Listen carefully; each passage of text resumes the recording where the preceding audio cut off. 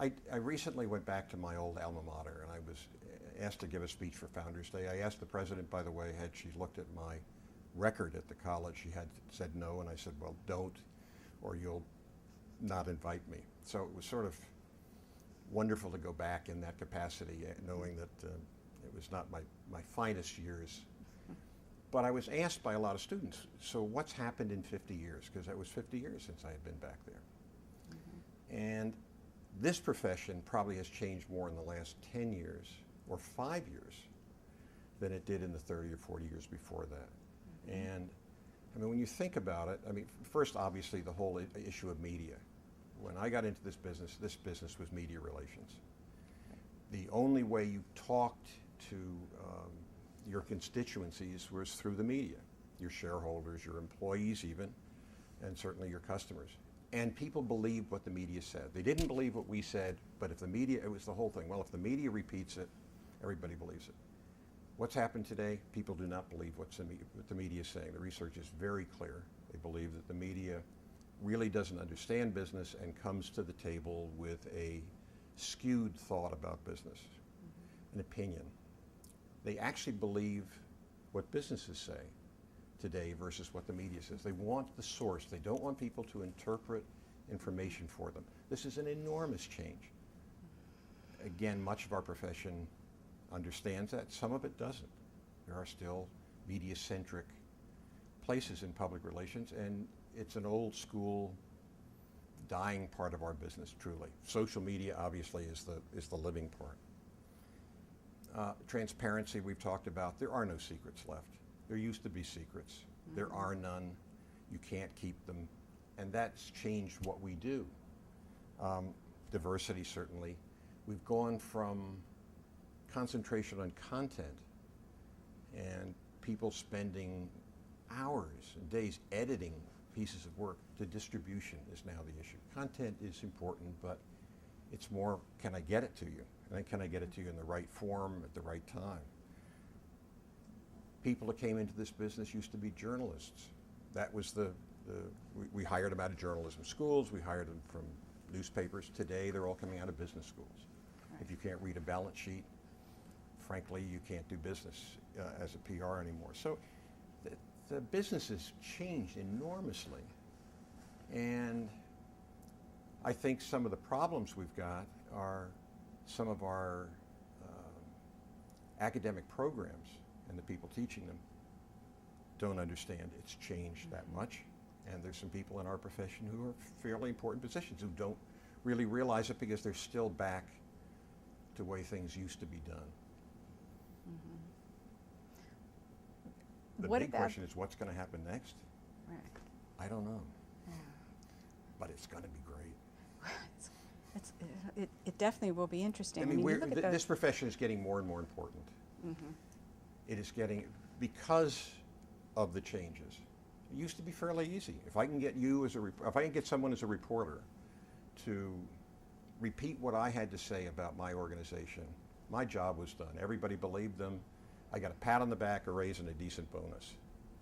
Today, it's not that easy. First off, there's more diversity in my audience. There's more ways to get to them. They have all the information about us, not just what I've just given to the media. The job is getting tougher, therefore it's getting way more important. The Page Center has a PR firm that's kind of helping us get the word out about our scholars and the results of their findings and so forth. And I have been amazed with the releases, the reaction to that, the blogs, and the websites that are responding. It's absolutely amazing. Every day I get multiple emails, well, here it's mentioned here and here, and it's amazing. News just travels very quickly. And they can look behind it. That's the good news, bad news, is we tell people what we're doing or how we're doing something, and they can look behind it. They can see what's driving it. They can actually look at the people who are driving it, understand, are they credible or not? What's their background? This never happened before. Again, it makes the job more difficult, but it takes a skill base that didn't exist 10 years ago, 15 years ago. Mm-hmm. Um, the social media is the new hot thing. It's the blogs and Twitter and all this stuff, and that's fine.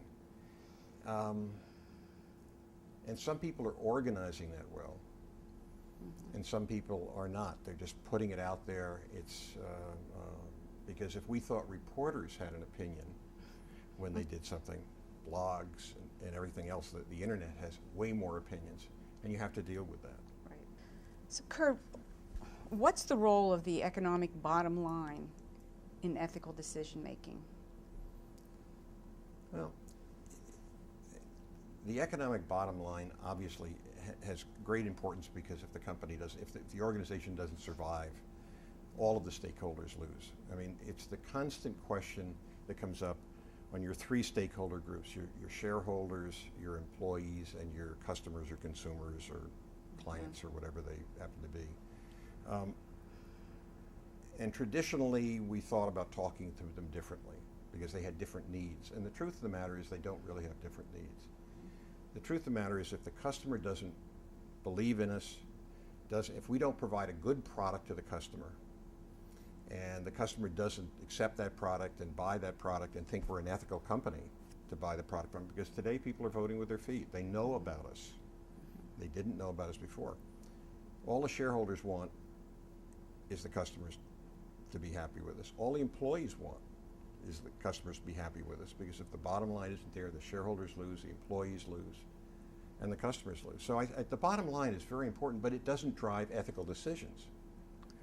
I mean, that goes back, I think, to whether we're talking about corporate ethics, which again, I'm not sure how corporations have ethics because they're made up of individual people with individual needs. I mean, when you look at some of the major missteps that companies have made, they have made them based on incentive plans provided by the company. The companies incented the wrong things, or they didn't have stops to prevent them from going too far in sales. I mean, and you can look at one crisis after another. So we incent occasionally bad behavior by asking someone to sell too much, or to sell it in the wrong form, or to not tell us when something went wrong in the production. But it comes down to individuals. So it's a matter of personal values, I believe. Everyone tries to define PR and tries to, when somebody says, so what do you do? You know, what is PR? I've come up with two definitions in all of these years. The first one is local, because I spent most of my life in Chicago. The Chicago Police Department have on the side of their vehicles to serve and protect. It's on the patches. And I've always thought PR people should have a patch that says we produce and protect. Because what we do is we either do things that produce revenue or we do things that protect revenue. So that's sort of my, if you had to put a shoulder patch on. The other one is just more fun, and that is, and I think Arthur Page would totally agree with the definition of PR, is finding a theory to fit the facts. Not trying to spin facts or tell somebody else, but finding a context around what someone has done, rightly or wrongly. And I think that's sort of where we get with Arthur Page. It's I think he had a good story well told. Was, I think, probably the quote that I love the most from Arthur Page, because it has everything to do with the story.